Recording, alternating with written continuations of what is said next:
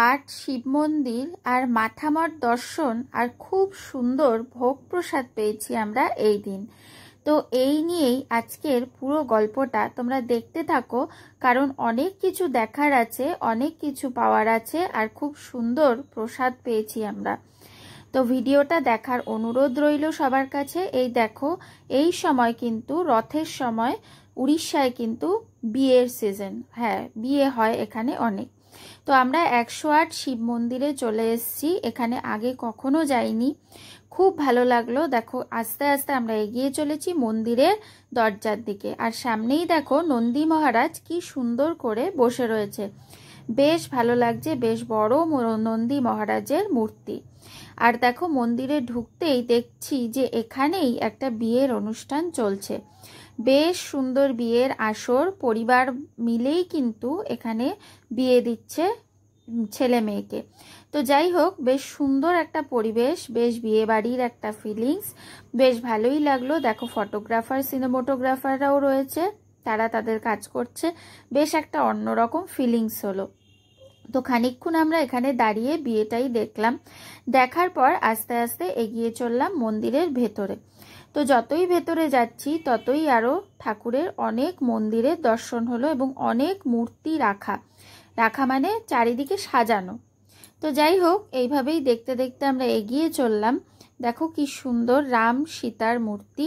তারপরে এগোতেই দেখি একটা সুন্দর নদী, এত সুন্দর নদীর জলের কালার, দেখো নদীর জলের বলে কোনো রং হয় না, কিন্তু এখানে এসে দেখছি নদীর জলের কালারটা কিন্তু বেশ সবুজ, আর সবুজ রঙের জল আমি সত্যি আগে কখনো দেখিনি, জানি না তোমরা দেখেছো কিনা, দেখলে অবশ্যই জানিও।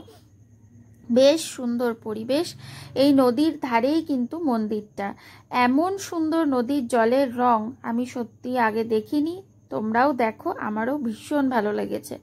তারপর দেখো মনসা দেবীর মূর্তি, সামনেই শিবলিঙ্গ রাখা, একটা প্রদীপ জ্বলছেই।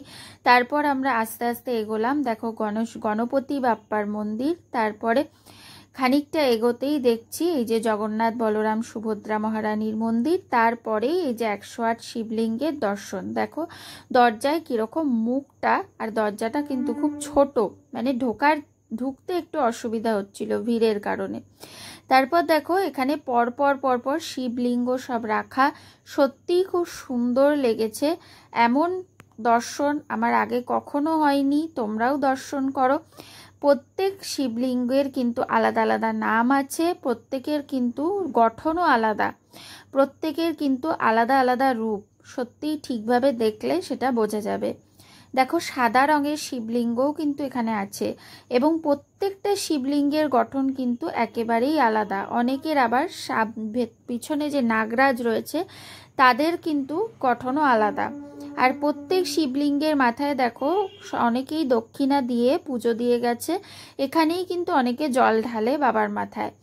তো এমন সুন্দর দর্শন সত্যিই দুর্লভ, সত্যিই খুব ভালো লাগলো, মন প্রাণ চোখ সব ধন্য হয়ে গেল দেখে। এমন দর্শন আগে কখনো হয়নি, সত্যিই খুব ভালো লাগলো। দেখো বেশ সুন্দর পরপর 108 শিবলিঙ্গ, নন্দী মহারাজ, আর মাঝখানেও কিন্তু এরকম পরপর শিবলিঙ্গ, দেখো নীল রঙের শিবলিঙ্গ। তো বেশ ভালোই লাগলো, আর প্রত্যেক লিঙ্গের কিন্তু আলাদা আলাদা নাম আছে, প্রত্যেক নাম এখানে শিবলিঙ্গের পাশাপাশি লেখা। তো এই একটা খুব সুন্দর দর্শন, এই দর্শন পেয়ে জীবন ধন্য হয়ে গেল। বাবার এমন দর্শন পাবো আশা করিনি। আর পাশেই দেখো একটা গোশালা, এখানে ছোটই গোশালাটা, গোমাতাদের বেশ সেবা করা হচ্ছে, ভেতরে কি সুন্দর ব্যবস্থাপনা, সব কিছু খাবার দেওয়া রয়েছে, তারা সবাই খেয়ে যাচ্ছে আর নিজেদের মতোই দাঁড়িয়ে বসে শুয়ে রয়েছে, বেশ এটাও একটা সুন্দর দর্শন, গোমাতা দর্শন। তারপর দেখো নারায়ণ ভগবান শুয়ে রয়েছে ক্ষীরসাগরের ওপর, এই মূর্তিটা কিন্তু একেবারেই নতুন, খুব একটা পুরনো নয়, মানে তৈরি হচ্ছে দেখেই বোঝা গেল।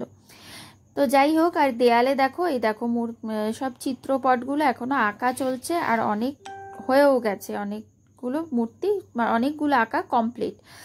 তারপরে দেখো এখানে আবার জগন্নাথ দর্শন, রাধাকৃষ্ণের দর্শন, আর প্রচুর নানা রকমের মূর্তি বাইরে সাজানো, বেশ ভালো লাগলো। গোবিন্দের অনেক রকম মূর্তি, এই দেখো রাধাকৃষ্ণ ঝুলছে দোলনায়, বেশ ভালো লাগলো দেখে। দোলনায় ঝুলেই যাচ্ছে রাধাকৃষ্ণ, সামনে কিন্তু দড়ি রাখা আছে, চেন রাখা আছে, ওটা ধরে দোল দেওয়ার জন্য, দোলনা ধরে।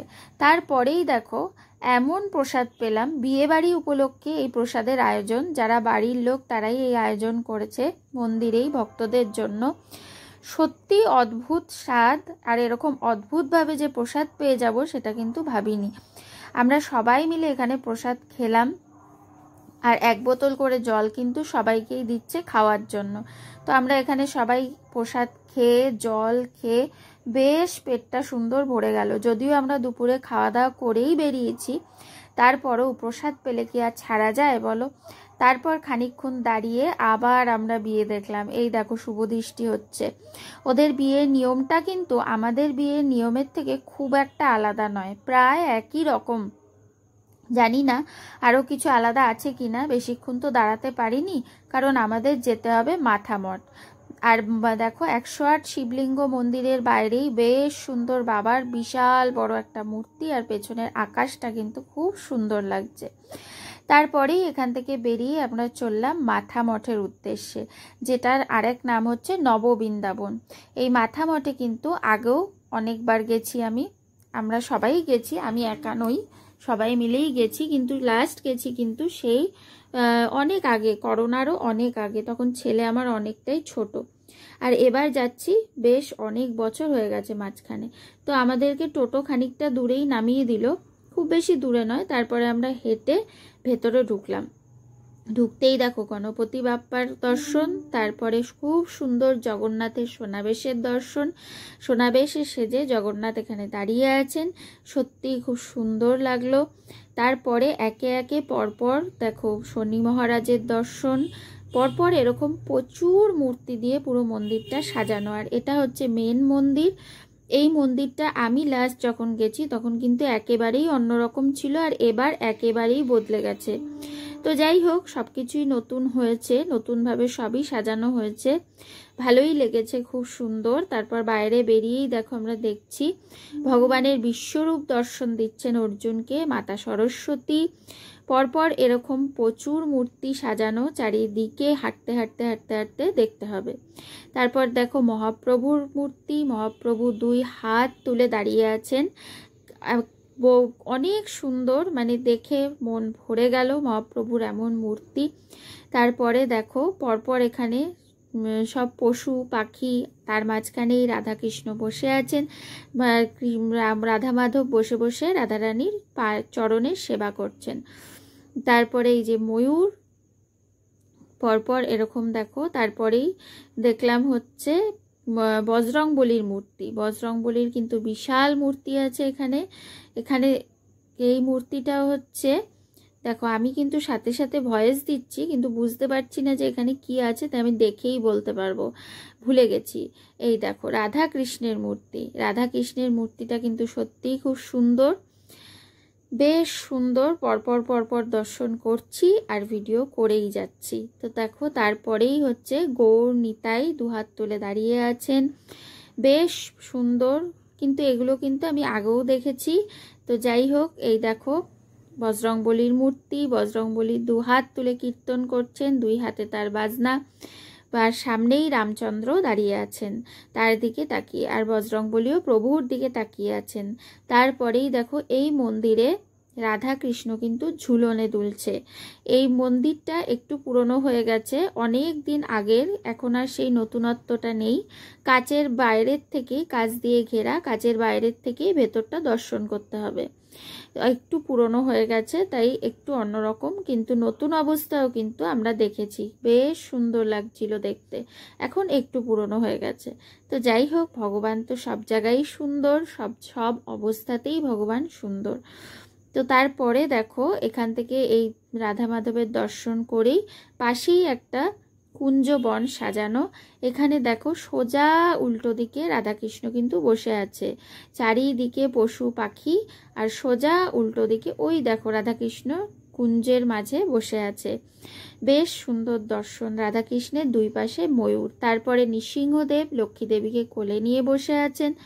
এই দেখো ওই কুঞ্জবনটারই আবার ভিডিও করলাম, আবার দর্শন করলাম। তারপরে এখানে গ্রহরাজ শনি মহাদেবের মন্দির, এখানে কিন্তু অনেক ভক্তরাই এসে পুজো দিচ্ছে, এখানে অনেকেই তেল দিয়ে পুজো দিচ্ছে। তো এখানে শনি মহারাজেরও দর্শন করলাম, করে তারপরে দেখো চারিদিকে ভগবানের নানা শৈশব লীলা, ভগবান বৃন্দাবনে যেসব বাল লীলা করেছেন সেগুলোই এখানে ফুটিয়ে তোলা হয়েছে নানাভাবে, নানা মূর্তির মাধ্যমে। তো সত্যি অদ্ভুত এবং আশ্চর্য দর্শন ভগবানের, সত্যি খুব ভালো লাগলো। তারপরে দেখো এই যে সমুদ্র মন্থন লীলা, সমুদ্র মন্থন লীলাকেও এখানে ফুটিয়ে তোলা হয়েছে। এখানে বুদ্ধদেব বসে আছেন। তো এরকম পরপর প্রচুর মূর্তি, অনেক বড় একটা শিবলিঙ্গ। তারপরেই দেখো এখানে ভগবানের নৌকা বিহার, নৌকা বিহার করছেন ভগবান। এখানে সেই নৌকা বিহারের চিত্র মূর্তি সাজিয়ে তোলা হয়েছে। আর সামনেই দেখো মহাদেব দাঁড়িয়ে আছেন, তাণ্ডব লীলা করছেন। আর তারপরেই দেখো এখানে কিছু ভক্তরা বসে আছেন। তারপরে লক্ষ্মী দেবীর মূর্তি, এরকম পরপর পরপর প্রচুর মূর্তি সাজানো। এই যে বজরংবলী, তারপরে এই যে ভগবানের আরেক মূর্তি। তো এরকম পরপর দেখতে দেখতেই পৌঁছে গেলাম মহাপ্রভুর বিশাল মূর্তি একটা, দেখো এর সামনে।